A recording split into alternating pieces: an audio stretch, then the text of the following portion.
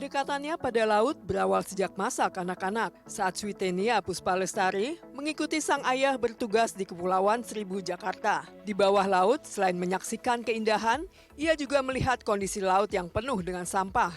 Hingga akhirnya ia bertekad untuk memerangi sampah plastik di lautan. Di tahun 2015, alumnus teknik lingkungan dari Institut Teknologi Bandung ini mengajak teman-teman sesama penyelam untuk membentuk komunitas Divers Clean Action atau Yayasan Penyelam Lestari Indonesia. Komunitas ini memiliki misi untuk merawat laut. Mereka tidak hanya menyelam untuk bersenang-senang, tapi juga aktif sebagai aktivis lingkungan yang konsisten menjaga laut Indonesia dari kerusakan. Sejumlah program dijalankan oleh Yayasan Penyelam Lestari Indonesia. Di antaranya adalah Marine Debris Research, di mana komunitas ini bersama masyarakat setempat melakukan pembersihan laut dari sampah, juga melakukan pendataan sampah di daerah pesisir. Komunitas ini juga melakukan kampanye dan pelatihan online dan offline bagi para pemuda, melakukan pembinaan di sejumlah daerah, juga kolaborasi dengan perusahaan-perusahaan swasta untuk menerapkan bisnis sirkular dan berkontribusi untuk mengurangi sampah di laut.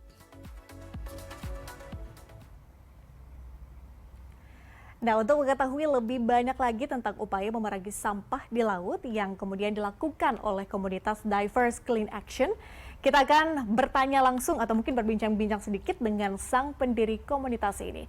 Ada Switenia Puspalestari. Selamat pagi, Mbak Tenia, apa kabar?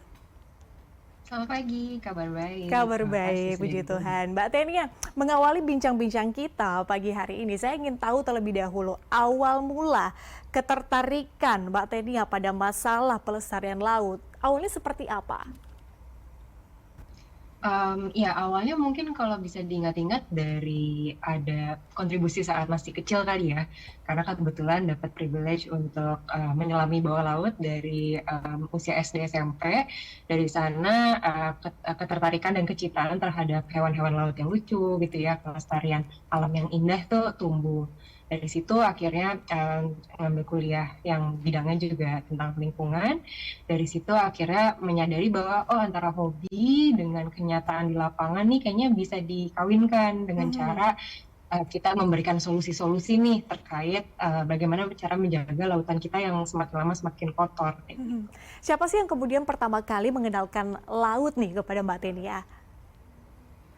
Yang pertama kali mengenalkan Bapak ya dulu ya, Bapak saya bekerja di daerah Taman Nasional yang isinya adalah laut di Kepulauan Seribu. Di sana hampir setiap Sabtu Minggu, liburan sekolah itu pasti stay di sana. Jadi dari kecil tuh sudah familiar dengan istilah-istilah riset, istilah aktivis, istilah NGO atau LSM yang memang kerjaannya sehari-hari itu memproteksi lingkungan dan hewan-hewan ini. Gitu. Oke, kita masuk mungkin untuk mengetahui lebih lanjut, lebih banyak soal komunitas yang kemudian dibangun atau dibuat oleh Mbak Tenia ya. Divers Clean Action, apa ini dan program-program apa yang sudah dilakukan atau dicapai sejauh ini? Oke, jadi dari tadi mencoba untuk refleksi diri ya, ternyata bisa mengawinkan antara ilmu yang dipelajari dengan hobi menyelam. Diawali di tahun 2015 kita bikin komunitas untuk para hobi penyelam gitu, untuk melakukan sesuatu buat lingkungan dengan cara clean up rutin, terus kita punya ekowisata package gitu. Nah dari situ akhirnya berkembang untuk kolaborasi-kolaborasi dengan lintas sektor. Jadi dari video foto yang diambil tadi barusan, itu banyak sekali mitra-mitra kita, baik mitra lokal, baik itu mitra internasional yang akhirnya mendukung komunitas kami menjadi sebuah yayasan yang bisa mempekerjakan orang dan juga memberikan program-program untuk mendampingi anak muda dari seluruh Indonesia bahkan Asia Tenggara. Jadi kegiatan kita selain melakukan riset, tapi kita juga melakukan kampanye, pelatihan, pengembangan masyarakat dan juga kerjasama dengan perusahaan-perusahaan agar sama-sama bisa melindungi lautan untuk masa depan seperti itu. Didirikan tahun 2015. Nah, kalau dari 2015 sampai tahun 2023 ini sudah berapa orang kemudian terlibat dengan komunitas ini? Ya kita udah jalan hampir mungkin berapa 7 tahunan ini Mhm. terlibat sebagai relawan tuh mungkin ribuan ya, Aha. dan itu tersebar tadi di Indonesia maupun dari luar negeri.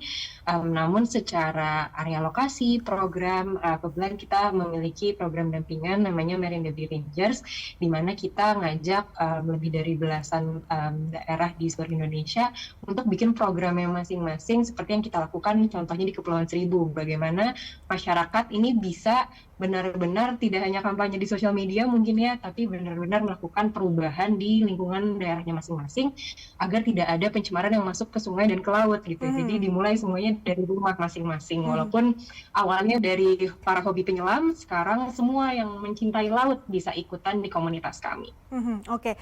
Sejumlah gerakan kemudian telah diinisiasi oleh Diverse Clean Action yang kemudian telah menjadi gerakan bisa disebut multinasional gitu ya.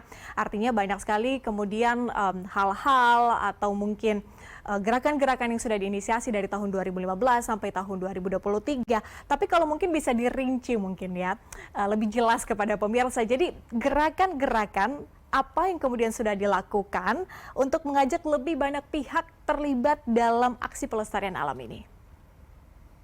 Jadi gerakan-gerakan yang kita awali dari tahun 2015 sampai sekarang tuh dimulai dari kampanye sederhana yang semua orang bisa lakukan setiap hari, yaitu mengurangi produksi sampah plastik sekali pakai. Mhm. Dengan cara misalnya memulai dengan tidak menggunakan sedotan plastik sekali pakai saat memesan minuman, saat kita misalnya melakukan pemesanan secara online gitu ya.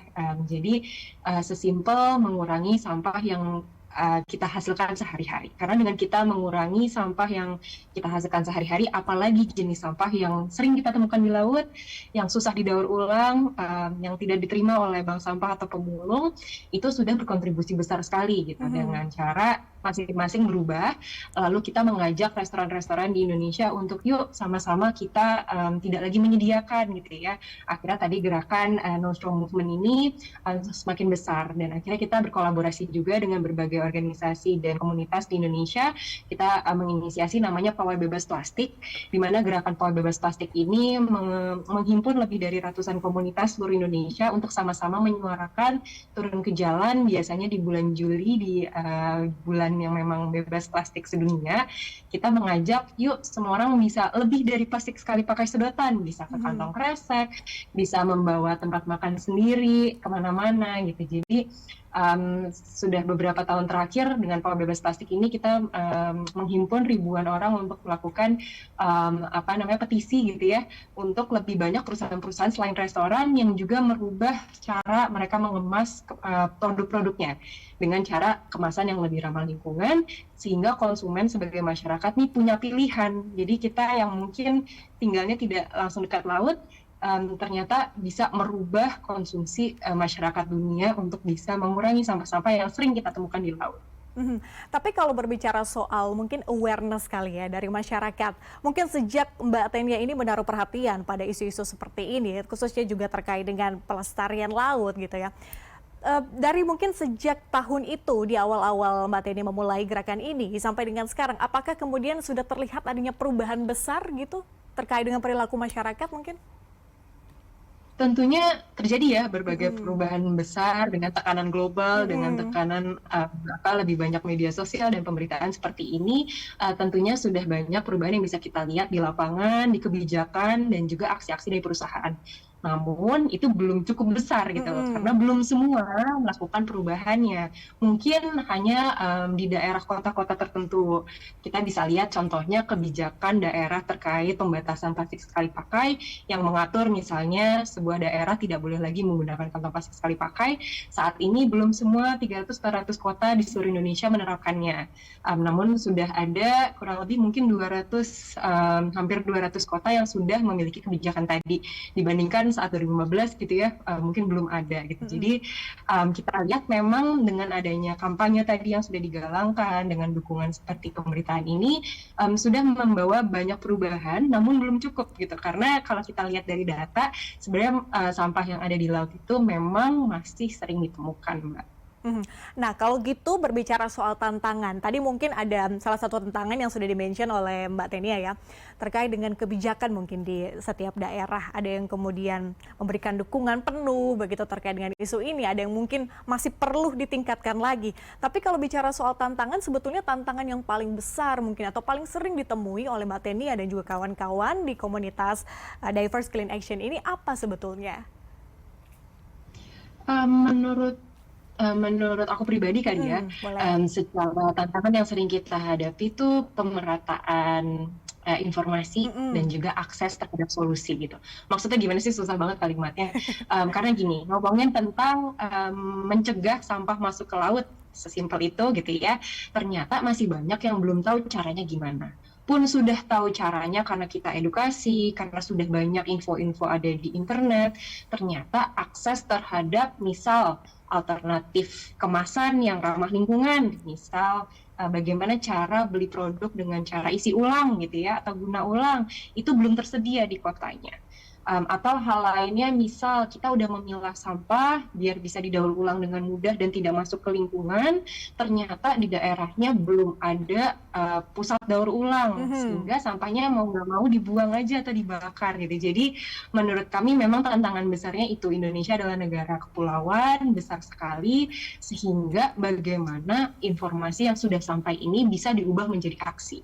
Oleh karenanya Diverse Clean Action hadir untuk mengajak atau memberdayakan masyarakat yang ada di daerah-daerah, tidak hanya di Jakarta atau Jawa, untuk bisa merubah daerahnya masing-masing dengan Mhm. memperkuat keyakinan Mhm. bahwa semua orang bisa membuat perubahan, dari mulai kepala sekolah, dari mulai mahasiswa di kampus, dari mulai ketua RT RW di lingkungan gitu, Mhm. semuanya bisa berubah karena kebijakan nasionalnya sudah ada. Mhm. Itu sih. Semua orang bisa melakukan perubahan ya, tinggal bagaimana caranya kita melakukan hal kecil mungkin ya untuk lebih peduli kepada lingkungan, bagaimana kita menaruh perhatian terkait dengan pelestarian laut. Dan saya aminkan semua harapan-harapan dari Mbak Tenia dan juga teman-teman di komunitas atau Diverse Clean Action, dan pastinya harapan kita semua bahwa masyarakat akan lebih meningkatkan awareness terkait dengan isu ini.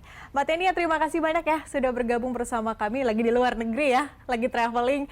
Stay safe tetap Terima dimanapun kasih. Mbak Tenia berada dan cepat kembali ke Indonesia tentunya. Terima kasih sekali lagi, selamat pagi.